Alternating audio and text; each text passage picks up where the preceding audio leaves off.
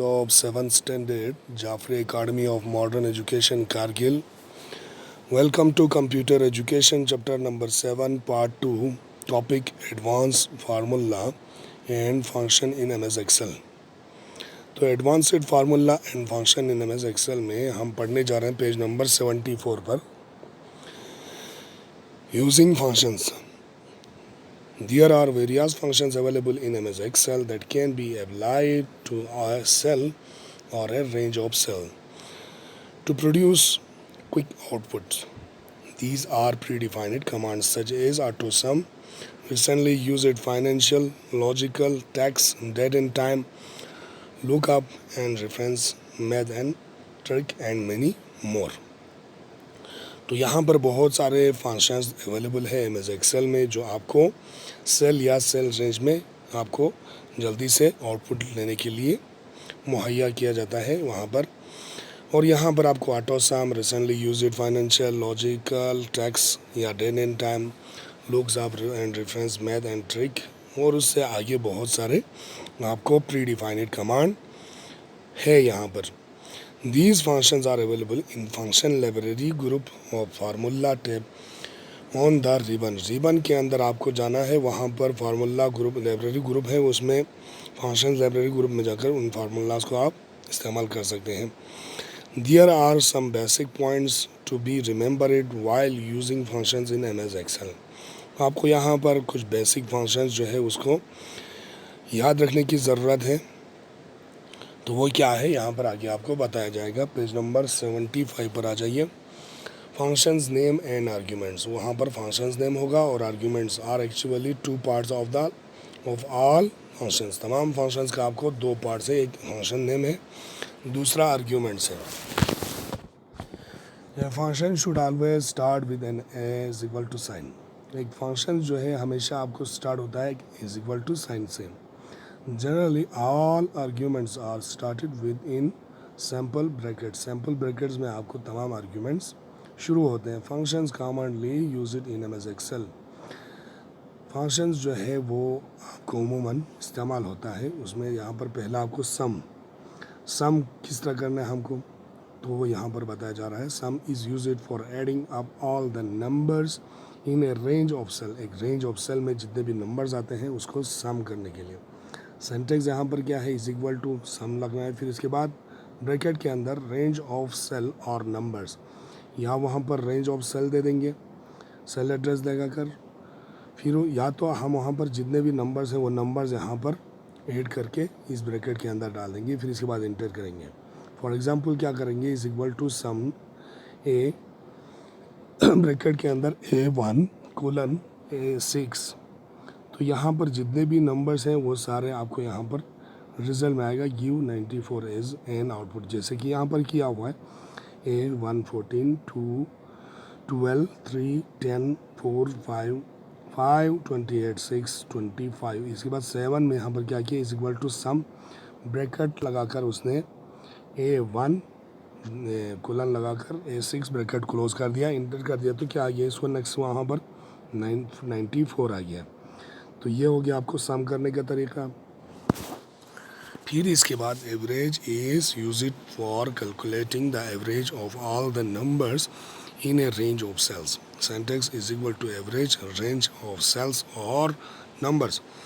Examples, is equal to average bracket शुरू हो गया, A1 colon A6 bracket close, given 18 is the an output. यहाँ पर 18 आपको क्या आ गया, आउटपुट में आ गया.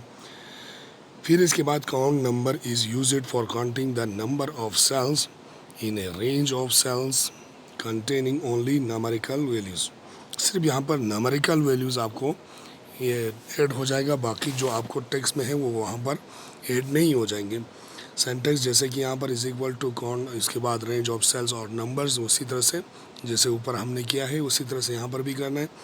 सिर्फ यहाँ पर आपको चेंज हो रहा है, सम, एवरेज, काउंट इस तरह से चेंज हो रहा है. Example is equal to count, इसके बाद ब्रैकेट में A1 colon A6, given the output क्या आ गया आपको 5 आ गया. कैसे आ गया, क्योंकि 5th में आपको यहाँ पर राजेश लिखा हुआ है. तो यहाँ पर नंबर में कितने हैं, बाकी सेल्स 5 ही बचे, तो काउंट कितना हो गया 5. इसके बाद next page number 76, maximum. Max is used for displaying the largest value in the range of cell is in output. यहाँ पर सेल में जो सबसे बड़ा यहाँ पर आपको नंबर होगा, उसको वैल्यू होगा, उसको आपको डिस्प्ले कर देगा मैक्स. सेंटेंस क्या करना है, is equal to max range of cells और नंबर. एग्जाम्पल में इज इक्वल टू मैक्स, फिर इसके बाद ब्रैकेट के अंदर A1 colon A6 bracket close, given 92 as an output. देखो यहाँ पर 92 सबसे आपको यहाँ पर लार्जेस्ट वैल्यू है, तो यहाँ पर आपको रिजल्ट में भी लार्जेस्ट वैल्यू वही 92 आपको दिखाया जा रहा है. Minimum is the mean is used for displaying the smallest minimum value in range of cells as an output. तो जिस तरह से हमने मैक्सिमम निकाला उसी तरह से यहाँ पर ये मिनिमम भी आपको निकाल के देंगे. सबसे छोटा जो वैल्यू होगा वही आपको यहाँ पर डिस्प्ले किया जाएगा. Sentence is equal to mean, फिर इसके बाद रेंज ऑफ सेल्स और नंबर्स ब्रैकेट के अंदर examples is equal to mean, bracket शुरू हो गया यहाँ से A1 colon A6 bracket close gives 26 as an output. तो यहाँ पर सबसे स्मॉलेस्ट वैल्यू आपको है यहाँ पर 26 और यहाँ पर रिजल्ट में भी आपको 26 दे रहा है. इसके बाद आते हैं इफ़. इफ़ क्या होता है, जब हमें एक कंडीशन रखना होता है तो आपको यहाँ पर इफ़ लगाना पड़ता है. If is a conditional function that displays either true और फॉल्स एज एन आउटपुट. यहाँ पर आपका जो आउटपुट है वो ट्रू है या फॉल्स है, यहाँ पर आपको कंडीशन के लिए रखना पड़ता है. The function displays the first value as the output. If the specified condition evaluates to true, and the second value if the condition evaluates to false. Syntax यहाँ पर क्या है, if condition value, if true value, if false. तो example is equal to if. इसके बाद bracket start, फिर A1 greater than 32 या कामा लगाकर 45 या 82. तो अगर यहाँ पर आपको क्या है, it means that if the value in cell A is greater than, अगर वैल्यू A1 में जो नंबर रखा हुआ है वो 32 से ग्रेटर होगा तो क्या होगा, डिस्प्लेस 45 डिस्प्ले 45 वहाँ पर डिस्प्ले करेंगे. अदरवाइज़ वहाँ पर क्या डिस्प्ले होगा, 82 इज़ द आउटपुट. फिर वहाँ पर आउटपुट के लिए आपको 82 आ जाएगा, उसका मतलब है फॉल्स.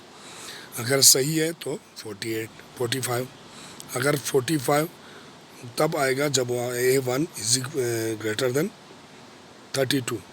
अगर 32 से ग्रेटर नहीं होगा, वहाँ पर लेस देन होगा, तब उस वक़्त आपको 82 आपको आंसर में आ जाएगा. फिर आ जाइए नेक्स्ट पेज नंबर 77.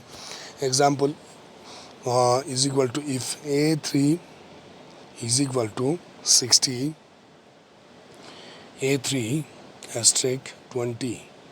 फिर इसके बाद कोटेड, डबल कोटेड में आपको सॉरी. इट मीन्स, इसका मतलब है that if the condition is true, अगर कंडीशन ट्रू है, it displays the product of A3 into 20, otherwise displays the output in the form of sorry text. अगर आपका answer सही होगा A3 into 20, वहाँ पर आपको क्या हो जाएगा, A3 में कितना है 46 है, उसको आपको मल्टीप्लाई करना है 20 के साथ मल्टीप्लाई करेंगे और A3 इज इक्वल टू 60 है, और A3 अगर 60 है तो उसका मतलब है वहाँ पर आंसर आपको आएगा 60. A3 into 20 60. अगर ये सही है तो वहाँ पर उसका नंबर आ जाएगा, अगर ये सही नहीं है तो वहाँ पर सॉरी आ जाएंगे लिखकर. इसके बाद कंडीशनल फॉर्मेटिंग. कंडीशनल फॉर्मेटिंग क्या होगा, this feature is used for formatting data को फॉर्मेट किया जाता है इन द वर्कशीट में based on the specified condition, एक ख़ास कंडीशन के तहत. There are following steps to apply conditional formatting. Step 1, select the cell range को सिलेक्ट किया जाता है. Step 2, click home tab on the ribbon and click conditional formatting in the style group. Style group में जाकर conditional formatting पर आपको click करना है। Step 3, select the required option to specify a condition from the drop down list। Drop down list में जाकर वहाँ से स्पेसिफाई कंडीशन पर ऑप्शन पर आपको सेलेक्ट करना है। फिर इसके बाद step 4, type the value to create a condition. Condition को क्रिएट करने के लिए आपको वैल्यू टाइप करना है and select the desired formatting style.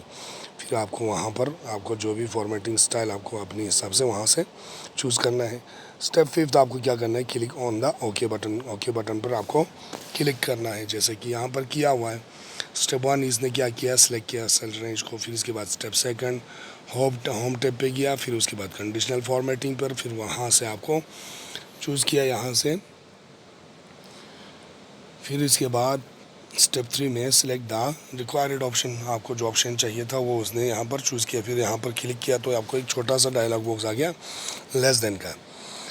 यहाँ पर आपने वैल्यू चूज़ किया एज फॉर्मेटिंग स्टाइल। इसने क्या किया वहाँ पर 214.5 यहाँ पर उसने चूज़ किया है। फिर उसके बाद ओके यहाँ पर आपको दिया। तो ये हो गया आपका कंडीशनल फॉर्मेटिंग।